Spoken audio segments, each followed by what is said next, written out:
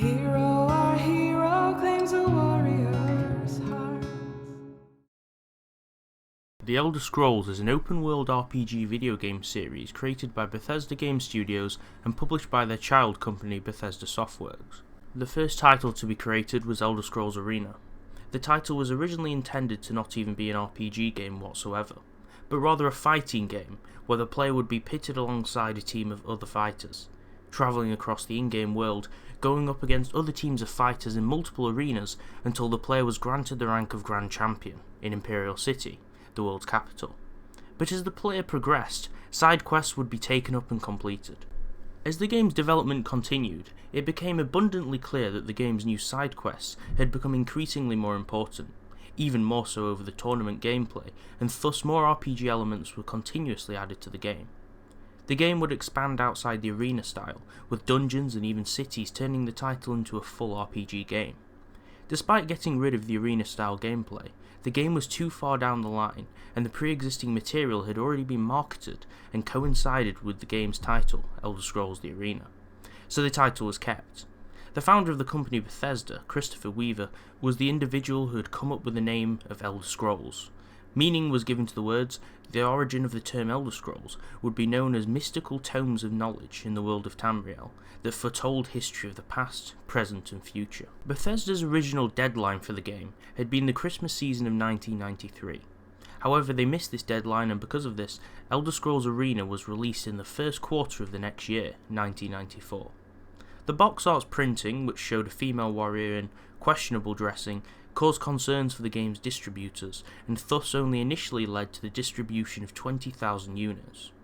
Bethesda had missed the Christmas sales season, leading them with their own concerns of if they had ruined the company.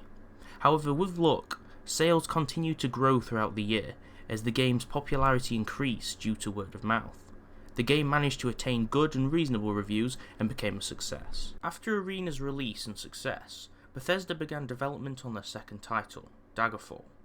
Ted Peterson, one of the original developers of the franchise, was the lead game designer on the project. Daggerfall replaced the point system seen in the previous title, favouring more with rewarding the player for role-playing with their character. Daggerfall allowed the player to create a character along with creating their own classes and assigning their character skills. You could pick out of 18 pre-made classes, or create your own. Daggerfall boasted randomly generated levels the size of Great Britain, over 15,000 towns and a population around 750,000. The game was released on August 31st, 1996. On initial release, Daggerfall suffered from a variety of bugs, which left consumers slightly unhappy, but these were fixed in later versions. Once more, following Bethesda's release of their latest title, Daggerfall, they started to work on a set of 3 projects all at the same time. These titles were Battlespire, Redguard, and Morrowind. One of the titles, Battlespire, was originally titled Dungeons of Daggerfall Battlespire. It was the first of 3 titles to meet release. Battlespire, which was originally intended to be an expansion pack for Daggerfall, but was repackaged as a standalone game and was released on November 30th, 1997. Battlespire focused on dungeon crawling and fighting enemies throughout the catacombs. It also boasted multiplayer gaming in the forms of PvP deathmatch combat, the first title in the series to offer this feature. The next title to reach the release stage was Redguard, which was released the following year on October 31st, 1998. Redguard was an action-adventure RPG, heavily inspired by games such as Prince of Persia and Tomb Raider. Redguard didn't give the player an option to create their own character, however instead, the player would follow the journey and play Cyrus, a pre-made Redguard hero. However, when it hit game shelves, Redguard, just like its predecessor, Battlespire, did not meet great reviews from Bethesda's fanbase due to the reduced world content. Due to the feedback, Bethesda doubled its efforts to meet consumer expectations. Enter Morrowind, the third game in the Elder Scrolls series. Originally born as an idea during Bethesda's development of Daggerfall, the game's original concept was to embody the whole region of Morrowind, and set to allow the player to be part of all 5 of the Dunmer Great Houses. However, at the time, the idea was too much to handle for the technology present. At publication stage, the game only covered the island of Vardenfell, allowing you as the player to only join 3 of the Great Houses, previously mentioned. Part of this reason was because the game was still running on the Exen engine. The engine we used in the previous Elder Scrolls titles. This engine was scrapped, being replaced with Numerical Design's Gamebryo engine, which was a direct 3D powered game engine with transform, clipping and lighting, or TNL capacity. The engine also had 32-bit features, or textures, and skeletal animation. During development, Bethesda decided it was a better strategy to create the game objects that would populate the world by hand, like in Redguard, rather than randomly generated methods presented in their earlier titles. Morrowind was a huge undertaking. It was said it took almost or near to 100 man-years to develop. Bethesda even tripled their whole staff team, spending the first year of development on the Elder Scrolls construction kit, which would be present in other titles also later down the road. Morrowind was a huge hit, perhaps due to its scale and RPG features. It had reached gold status by April 23, 2002, later being released on May 1st in North America. The following year, on January 3rd, Bethesda made word that game publisher Ubisoft would take the reins in the distribution of Morrowind in the European regions. The expansion pack, which was later released, known as Tribunal, went gold on November 1st. Development of this expansion was immediately put into motion after the shipping of Morrowind, which only gave developers around 5 months' time to release it. Due to the existence of the construction kit, however, the development team had means to add and remove content or features at a much faster speed. Tribunal took place in the temple city of Mournhold, also the capital of Morrowind. The word Tribunal referred to the 3 living gods known as the Tribunal, which consisted of the gods Vivec, Almalexia, and Sotha-Sil. Bethesda didn't directly edit the original game world, but however made it so that the player's means of transportation to Mournhold was enabled via teleportation. Levitation spells were disabled whilst in Mournhold, although the player could perhaps override this by the use of console commands such as no clipping. When floating outside the city, it would become easily apparent that the city of Mournhold was floating in an endless ocean plain. Tribunal modified Morrowind's original journal system. In the original title, the journal could become long and inconvenient. However, Tribunal allowed the player to sort their journal by quest, in order of convenience, and see what is required for a specific quest that they desire to tackle. Another addition, the Museum of Artifacts, allows the player to seek out artifacts of Morrowind, which each sell for up to 30,000 gold pieces at the museum, which is more than what the player could hope to receive from any other vendors in the game. As artifacts are sold to the museum, they are put in display cases. The second expansion, Blood Moon, was released on June the 6th, going gold on May the 23rd. Development had started after the release of Tribunal before it. Blood Moon is set on a brand new island, a cold territory off the northern coast of Morrowind, known as Solstheim. Morrowind is known to be abundant in Dunmer, the native race. However, Solstheim is primarily populated by the Nordic race. This is believed to be due to the island being between Morrowind and Skyrim, the Nordic homeland. The expansion added a plethora of content in the form of additional enemies, a new joinable guild known as the East Empire Company, and also allowing the player to become a werewolf, which was also some of the added enemies that the player could come across in the wild. Tribunal required the completion of Morrowind's main quest to start. However, Blood Moon's main questline was self-contained, meaning it could be started at almost any point in the player's adventure. The next title in the series began development in the year 2002, immediately after Morrowind's distribution. This title would be later known as Oblivion.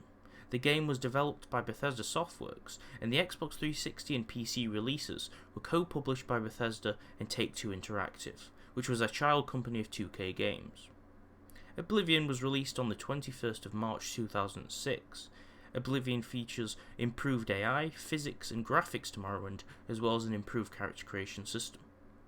The player, like all other Elder Scrolls titles, starts the game as a prisoner, who due to convenient circumstances manages to escape, assisting the Blades in the attempt to protect the Emperor's life from assassins.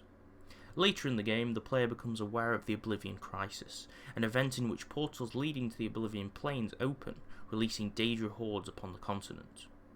On November 21st, 2006, Knights of the Nine was released as the first expansion pack for Oblivion. The title focused on a faction with the same name, leading the players to seek out and preserve a set of relics, known as Crusader Relics. Upon finding these relics, the player must use them to defeat the Sorcerer King Omaril, who is hell-bent on revenge upon the Nine Divines. Killing others or doing heinous acts would cause the player to lose the armor they had earned. In 2007, the Shivering Isles was released, the second expansion for Oblivion. Shivering Isles was based upon a set of islands which were ruled by Sheogorath, the Daedric Prince of Madness. In the expansion, the player becomes an agent of Sheogorath, his successor, and by working together, they attempt to defeat Jaigalak, the Daedric Lord of Order, to prevent the Isles from being destroyed. The main quest in the expansion could be ignored, for as long as the player wanted to, if they wished to explore the new world presented to them. The next title, Skyrim, had begun development since the release of Oblivion.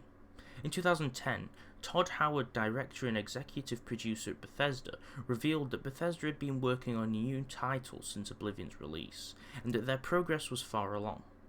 Although it had begun since Oblivion's release, the release of Fallout 3 had slightly delayed development on the game.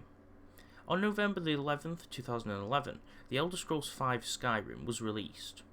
The game was awarded Game of the Year by IGN, Spike, and many more. The game's story is set many years in the future of Oblivion's. The player starts as a prisoner once more, but this time awaiting his execution. However, once more, due to convenient events, his execution is delayed by the appearance of a large dragon, who is later revealed to be Alduin, the World Eater, and a great dragon who threatens all life in Tamriel. One who was sent to the future and the past to save the world, the player must once more embody his newfound power as the last dragon born, or so you believe, to take on Alduin, who is working to resurrect defeated dragons. In 2002, 3 DLCs were released. The first, Dawn Guard, pits the player in a new world of evil, allowing the player to choose from 2 factions. The Dawn Guard, an organisation formed to hunt and kill vampires or to become a vampire lord and consequently be an enemy of the Dawn Guard. The expansion follows the story of seeking out an Elder Scroll known as Blood, which can later be used to aid the path of the vampires or the Dawn Guard. Dragonborn, the next DLC, is based upon the first Dragonborn, Mirak.